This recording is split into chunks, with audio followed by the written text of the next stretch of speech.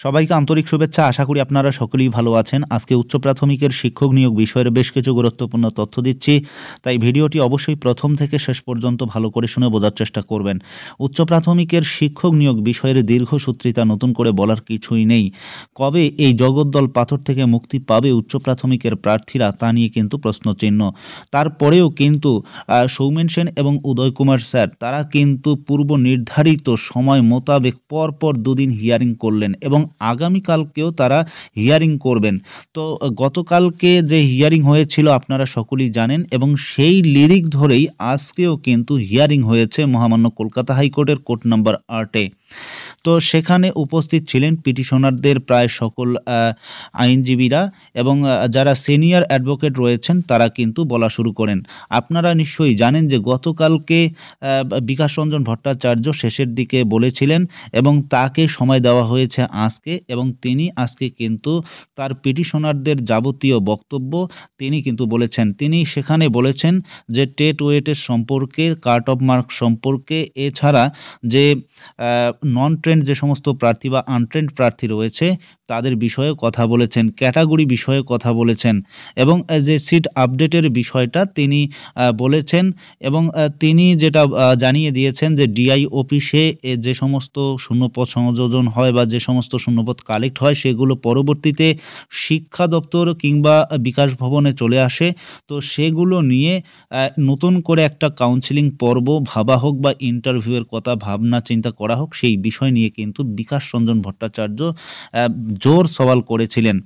তো সেই বিষয় নিয়ে কিন্তু যিনি কমিশনের আইনজীবী রয়েছেন তিনিও কথা বলার চেষ্টা করেছিলেন এবং অন্যান্য যে সমস্ত আইনজীবী সেখানে উপস্থিত ছিলেন তারাও কিন্তু দু একটি কথা বলার চেষ্টা করেছেন। তবে আজকের হিয়ারিং পর্বে যে বিষয়টা ফুটে এলো যে পিটিশনারদের আইনজীবী যারা রয়েছেন তাদেরকে যে সমস্ত তাদের আর্গুমেন্ট আছে বা অভিযোগ আছে সেই সমস্ত বিষয় কিন্তু পরিপূর্ণভাবে জানতে চেয়েছেন বিচারপতি এবং বিচারপতি তিনি কিন্তু খুব সুন্দর এবং খুব মনোযোগের সহিত প্রতিটি বিষয় শুনেছেন এবং তিনি এও বলেছেন যে পার্টিকুলার যদি কোনো ক্যান থাকে এবং কোনো সিনিয়র হোক বা জুনিয়র হোক কোনো লয়ার থেকে থাকে তার কিন্তু কথা শুনবেন, এমনটাই কিন্তু বলেছেন বিচারপতি মহোদয়।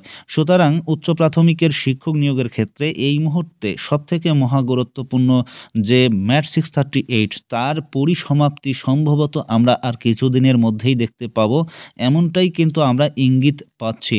আপনারা নিশ্চয়ই জানেন যে বিচারপতিদ্বয় পূর্ব নির্ধারিত যে কথা দিয়েছিলেন যে 9, 10, 11 পর পর হিয়ারিং করাবে, এমনকি প্রয়োজনে 12 তারিখেও তারা হিয়ারিং করাতে পারেন, এমনটাই কিন্তু কথা বলেছেন।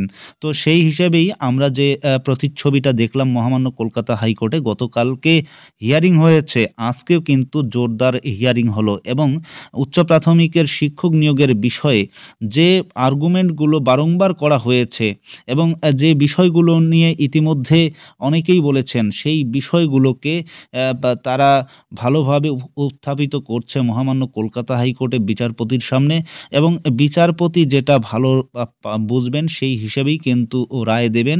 এখানে আমরা আগ বাড়িয়ে কোনো কথা বলতে পারি না, কেননা বিচারাধীন বিষয় সম্পর্কে বলার অধিকার আমাদের কারোরই নেই। তবে আমরা মনে করব যে যে সমস্ত পিটিশনার রয়েছে, যেটা আমি বারংবার দাবি করে এসেছিলাম যে অবশ্যই বিচারপতিদ্বয় প্রত্যেকটা পিটিশনারের আইনজীবীর কথা শুনবেন, ঠিক তেমনটাই কিন্তু হচ্ছে।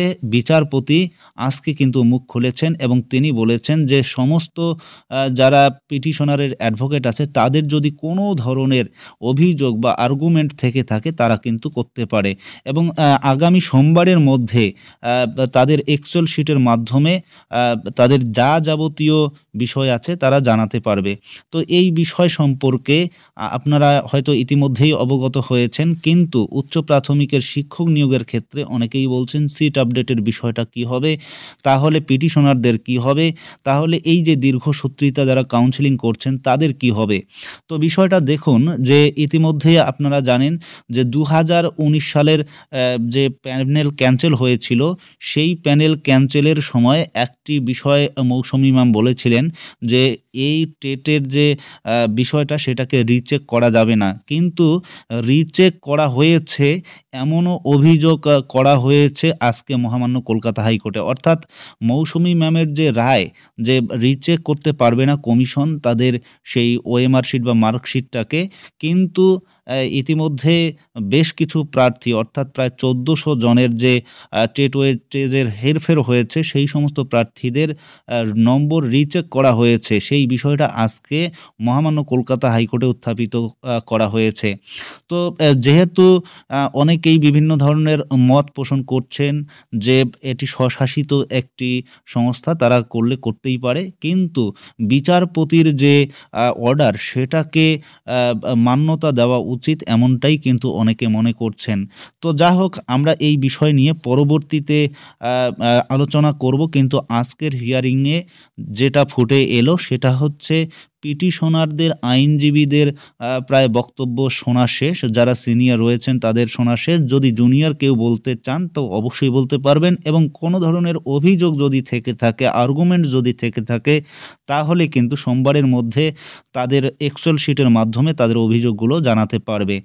এবার বিষয়টা হচ্ছে কালকে তাহলে কারা বলা শুরু করবেন। কালকে অবশ্যই কমিশনের যিনি অ্যাডভোকেট রয়েছেন এবং যে সমস্ত প্রার্থী ইতিমধ্যেই কাউন্সেলিং সম্পন্ন করেছেন সেই সমস্ত প্রার্থীর যে অ্যাডভোকেট রয়েছেন তিনিই কথা বলতে পারেন। তো আমরা অবশ্যই কালকে সেই বিষয়টা দেখব, এবং কালকে হয়তোবা কোনো সিদ্ধান্ত নিতে চলছেন। যেহেতু আমরা আজকে বিচারপতির মুখটা খুলতে দেখেছি, পূর্ব নির্ধারিত কথা মোতাবেক কিন্তু তিনি কাজ করেন, সেই হিসাবে কালকে দেখা যাক কি হয়। এবং আশা করি উচ্চ প্রাথমিকের যে সমস্ত প্রার্থীরা দীর্ঘদিন ধরে বঞ্চিত অবস্থায় রয়েছেন, যারা কাউন্সেলিং করছেন, যারা এখনও ইন্টারভিউ দিতে পারেননি, আশা করি আগামী দিনে মহামান্য কলকাতা হাইকোর্টের নির্দেশে একটা ভালো দিক ফুটে আসবে, এবং যে সমস্ত প্রার্থী ইতিমধ্যে আন্দোলন এবং অবস্থান বিক্ষোভ করছেন, সার্বিক দিকটা কিন্তু লক্ষ্য করে আশা করি বিচারপতিদ্বয় যাতে একটা সুষ্ঠু এবং প্রকৃত সমাধানের পথ খুঁজে বিচার দেন, এই আশা আকাঙ্ক্ষা কামনা করে আজকের ভিডিও এখানেই শেষ করছি। সবাই ভালো থাকবেন, সুস্থ থাকবেন। ধন্যবাদ।